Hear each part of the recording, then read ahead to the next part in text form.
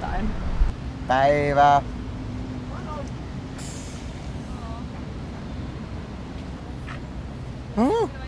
Antti Lindman. Minun nimeni on Pertti Salolainen. Kai Turunen, ensimmäisen kauden kansanedustaja, perussuomalainen eduskuntaryhmä. Minä olen Merja Mäkisalo-Ropponen. Mä oon Ben Zyskowicz ja kansanedustaja kokoomus ollut eduskunnassa 35 vuotta suunnilleen. Hei, joo. Hyvä poika. Kun mun mielestä tähän nenäpäivään liittyy muutama semmoinen tärkeä sana, eli yhteisöllisyys, välittäminen ja jakaminen.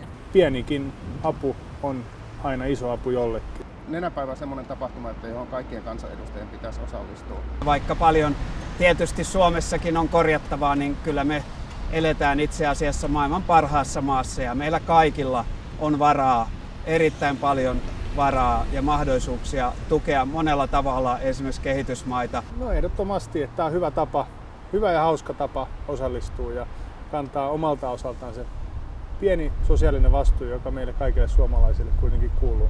Kansanedustajien pitäisi olla mukana sen takia, että mehän kuitenkin näytetään vähän esimerkkiä. Kuvittelisin, että kaikki kansanedustajat enemmän tai vähemmän osallistuvat kyllä. Ja kaiken lisäksi tästä tulee hirveän hyvä mieli. Tehän olette saaneet jo tänne niin hyvin, ettei meinaa mahtuu. Noin. Tässä, mutta tämä on niin hyvä asia, että tähän on syytä pistää.